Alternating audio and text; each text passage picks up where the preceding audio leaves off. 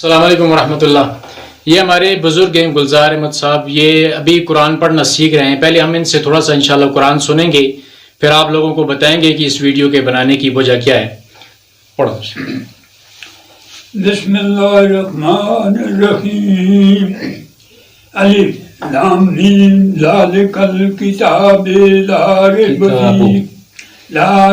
فیہ هدی للمتقین الذین یؤمنون بالغیب ویقیمون الصلاۃ مما رزقناهم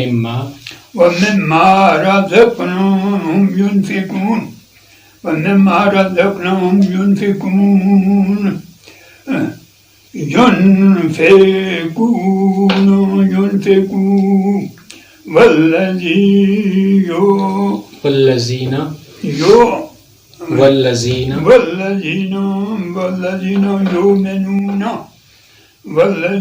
یؤمنون بما انزل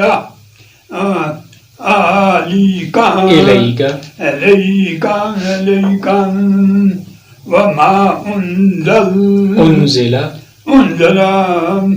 وما أنزل من قبلك وبالآخرة هم يوقنون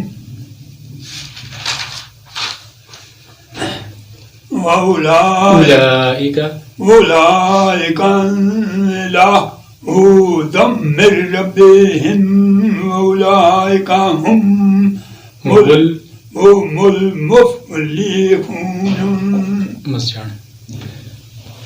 یہ ابھی جو ہے قرآن پڑھنا سیکھ رہے ہیں، تو اللہ کے رسول جناب محمد صلی اللہ علیہ وسلم نے ارشاد فرمایا کہ جو بندہ قرآن کا ماہر ہے، کل قیامت والے دن اللہ تعالیٰ اس کو کرام فرشتوں کے ساتھ جمع فرمائے گا۔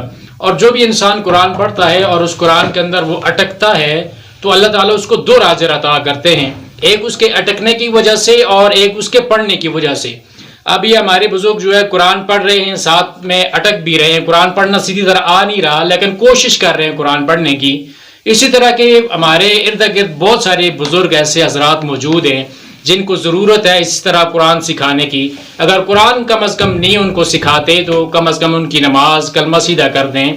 بہت سارے ایسے حضرات ہیں، ہمارے ہاں یہ رواج پایا جاتا ہے کہ ہم بچوں کے لیے تو ٹیوشن کا بندوبست کرتے ہیں، نوجوان بھی پڑھتے ہیں، لیکن بزرگوں کے لیے کوئی اس طرح کا خاص اہتمام نہیں کیا جاتا۔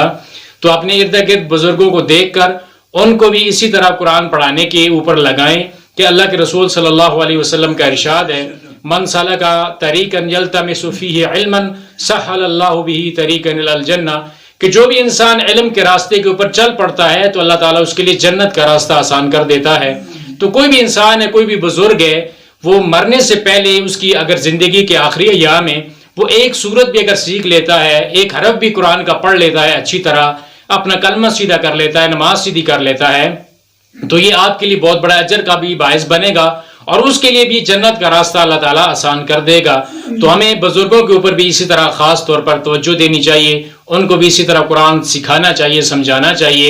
بہت سارے ایسے بزرگ ہیں جو چاہتے ہیں قرآن سیکھنا، لیکن ہمارا جو رویہ ہوتا ہے وہ بزرگوں کو ہم جو ہے مسجدوں کے اندر بھی اسی طرح ان کو پڑھایا نہیں جاتا کہ کوئی بزرگ یہ اگر کہہ دے کہ مجھے قرآن سکھایا جائے تو کہا جاتا ہے کہ بھائی تم نے اتنی زندگی کہاں پہ آخر گزاری ہے۔ تو ایسے سخت رویہ اپنانے کی ضرورت نہیں ہے، بلکہ ان کے ساتھ پیار محبت کے ساتھ چند منٹ چند گھنٹے ان کو دے کر اس طرح قرآن سکھایا جا سکتا ہے اور ان کی آخرت بہتر بنائی جا سکتی ہے۔ اللہ تعالیٰ ہمیں عمل کرنے کی توفیق عطا فرمائے۔ آمین۔